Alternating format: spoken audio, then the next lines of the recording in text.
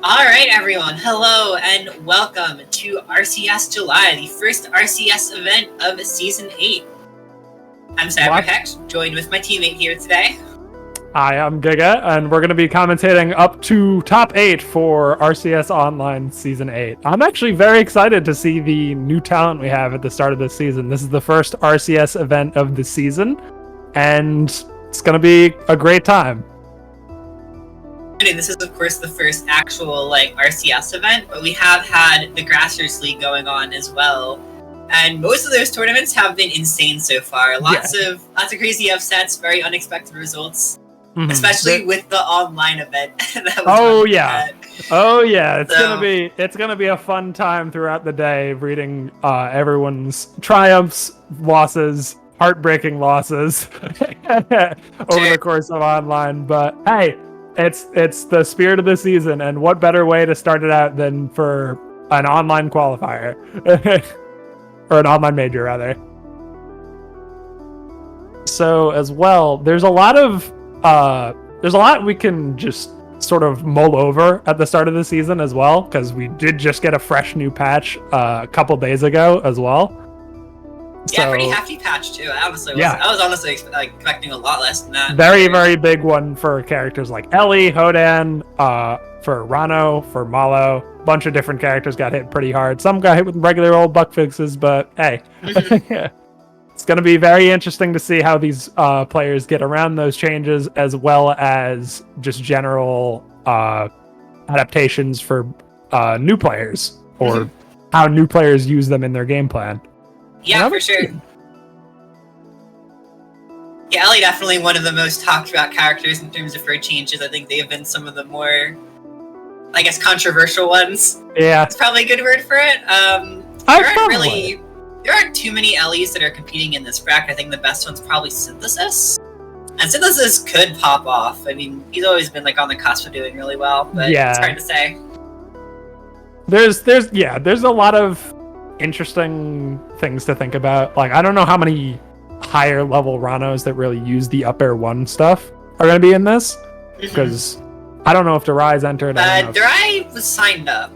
Okay. I'm not entirely sure who was notable that mission. I was going to say we don't know till check-ins sort themselves out. Yeah. I think we're still the real kicker. Yeah. Still sitting around 200 players, which is a pretty solid size for the first event of the season. That's pretty good, yeah. Let's seeing some names I recognize here going through the entrance. Bagel and Penguin. We got some big talent across the board. Soul Rifle entered. This is gonna be Darai did enter. Yeah. Uda. Doug's entered. Interesting. Haven't seen them in a while. Yeah, Doug's been doing. I've seen him enter some of the S4s recently. He's been doing pretty well. I think I ran into them once on ranked, but I could be wrong. Can't remember.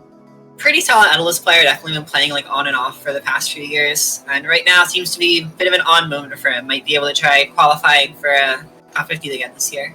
Mm-hmm. My biggest thing about seeing the first tournament of the season like this is always the new players, because I want to see some new players come out from the rubble and raise some hell. I want to see it happen. Yeah. I think normally it usually takes till around Riptide or Heatwave to really see that come in full force, but to be honest, there's been a lot of players in this off season, as an online team, that I've seen just going insane in the online events. Bucket is probably the most. I was going to say that was what I was going to say. Bucket, I've heard interesting things about. I have not seen them play once. I have seen them in passing tear through some of the S4 brackets and some of the online brackets, but I've not seen them play personally. Yeah, so I'm curious to see, because I've been hearing they're the next big Arcane, supposedly. Yeah, big Arcane player. Bucket's a big one. Quinny, pretty good Hodan. I'm sure you've heard of him. I have heard of Quinny, yeah. Lots of players in that kind of group, in that little skill level, that have been quickly rising up the ranks and trying to prove themselves. So I'm really interested to see if any of them pop off in this tournament, because I have a feeling at least Bucket and probably one or two others are going to do. I would imagine such, yeah. Because usually these events are where as much as it's strange to say, it is typically where the most upsets tend to happen because it's just the nature of how online can be. Yeah. But even still, that's good for those players because I got my start off online. Most of the players here, or most of the players recently, also got their start off online. So yeah, definitely. It's a very good vantage point to stand on, and it can shape what you do in the rest of the game. Yeah, because I mean, even players that maybe like their breakout results are offline, you don't really see them in online tournaments. A lot of them are still like ranked or casual grinders. Exactly. Yeah. You know, very very few people have like an offline scene where they can just grow in that offline scene and become really good from that. You see that almost like never happen. So. There's a bunch of different stuff with that. That's it. I'm trying to remember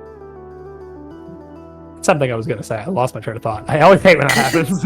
Yeah, definitely. I had a moment where I was like, no. The attention the Workshop 4 got in this recent patch is definitely something I'm curious about as well, at least from like a higher level perspective. Obviously, I had a lot of experience playing Hodan, but the other ones I'm curious to see how the changes shape them. Malo especially, because I know like the ZB style of Malo where it's like, oh, I'm just gonna chill off stage for 10,000 years. Yeah, and just pull a lot of bombs and just a lot of bombs. Worry about my bombs. And by proxy, the palm changes as well. That where it's not as influential with the note float. Kid was signed up for this tournament, but I don't think he checked in. Oh, that's unfortunate. I'm not seeing him on the projected. So I was gonna say, like, you know, Kiv is definitely one player to look out for in terms of seeing how these changes would affect Palm. Because I think for most of them, most of the workshop characters, they do have like a pretty notable route in this bracket. You got like Plushy Panic for Hodan, ZB for Malo. Yeah.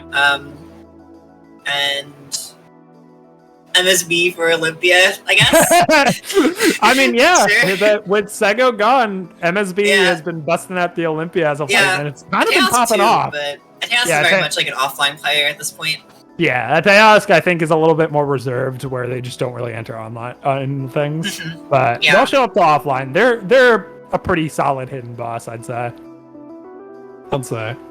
Quite the character diversity looking at the projecteds. Because we've got players, I think we've got most characters represented here, because we've got like Kusi, Bucket, we've got Uda, we've got Munakill, we've got Plushy, Durai, Dugs, Cheesy. We've got a bunch of different characters. You know, I said earlier that I think there weren't too many notable Ellies in this one. Hackies is in this bracket. Is Hackies an Ellie? Yeah, Hackies could actually do pretty well in this, I think. I thought there's a chance there. Okay. I thought Hackies played someone different. I don't know why. I think they also have a pretty solid Forest Bird, but they mainly play Ellie. Yeah. I don't know why I thought they were like a Maple at first. I'm like, wait, that's not right. I probably you may have just like ran into their secondaries online before, but something like that. That's one player, you know, Eliana, like, seems like pretty much every character has a pretty good shot at making it to like winner's side, top 64, let alone loser side. So it's gonna be interesting to see the clash between a lot of these Titans we've been seeing at these grassroots events as well. I know Kusi, Soul Rifle, and Cake are three I'm looking at right now where it's like, oh boy, this is gonna be hot. Definitely the most vulnerable. Cake's looked in a hot minute. Because, you know, last season, obviously, Sego kept him on the ropes. But, I mean, it was kind of just Sego for the rest of the season. But right now, right at the start of the season, Soul Rifle and Kusi are already, like, keeping up with him, essentially. Yeah. So, very competitive top three right there. And, you know, winner of this bracket is going to be a big deal, too. Just kind of like it was for Gommel. Like, I feel like... It's gonna... Soul Rifle, especially. Soul Rifle doing well in this bracket would be huge for him. That would. Because they win Gommel, or they win Goaty?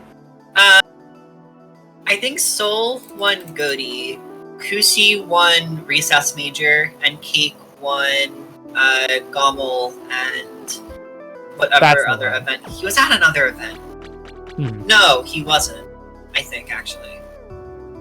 Alright, we've got our first replay here, it looks like. This is Cheesy versus Greetaku. I hope I'm saying that right. It's a lot of E's in there. This is Craig Zetter? Okay. Yeah, okay. Not bad. A tri-state staple, if I might add. Yeah.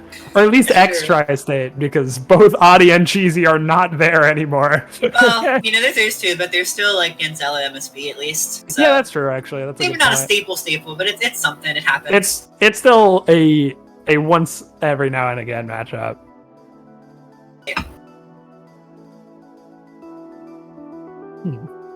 We're starting in here, game 1 on Julesvale, it looks like.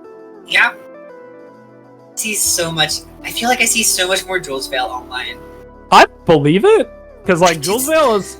I feel like Julesvale is like the most neutral of neutral stages. I feel like there's just not as much. I don't know, because like Forest Floor has a low ceiling. Merchant Port has a lot of platforms. Is kind of big. Tower of Heaven is a tri-plat, and then.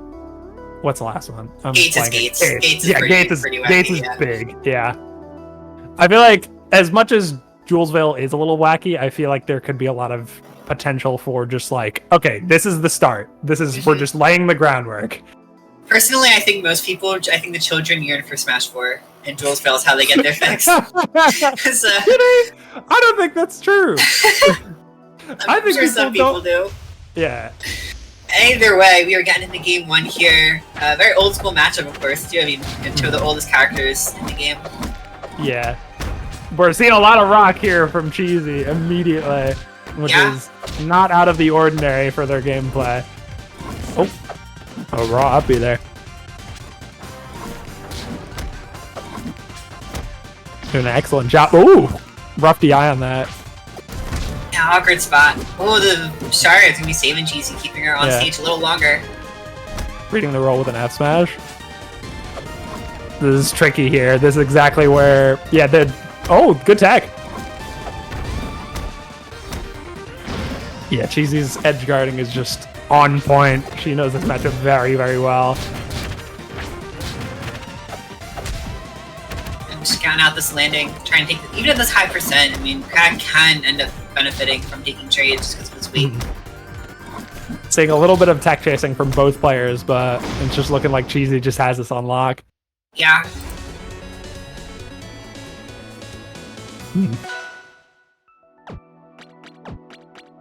Not unexpected, but still got game 2. Could be wrong. Yeah. Right. Running it back to Julesvale. After a blowout like that, that's bold. Yeah, I wouldn't do that personally, but I respect it. I mean, maybe it's comfort for Greetaku. You never know. Possibly, yeah. I would not doubt it. Good catch on the roll, but getting parried there and taking a stock for it. Here we go, the fair's coming right back out. Oh, Cheesy's just being mean at this point. Yeah, it's going for the double down B. Very bold, very confident here. Showing like, all right, welcome to online RCS. This is the big leagues. Oh, getting caught with the rock.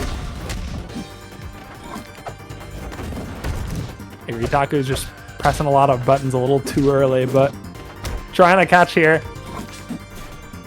Go, Greetaku back off stage. This could be pretty bad. These fairs have taken most of their stocks. Oh! No! The lane was there! That's so sad!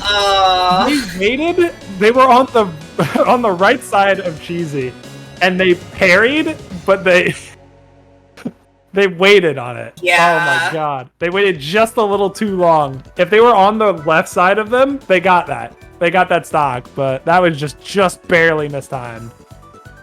Yeah, it's tough. Sometimes just have the right idea, but you're driving so just barely off, and in this game that can be really detrimental. So. Cheesy immediately showing why they're one of the higher seeds of this tournament. Yeah. Sure, we'll be seeing more of her later on in the bracket, but for now, we'll be moving on further in pools. This is Lucius versus Lightning Goat. Lightning Goat is playing Orcane? I feel like I'm being lied to. That's it's actually a little questionable. That's a little bit... Oh, full boingos, rather. Full boingos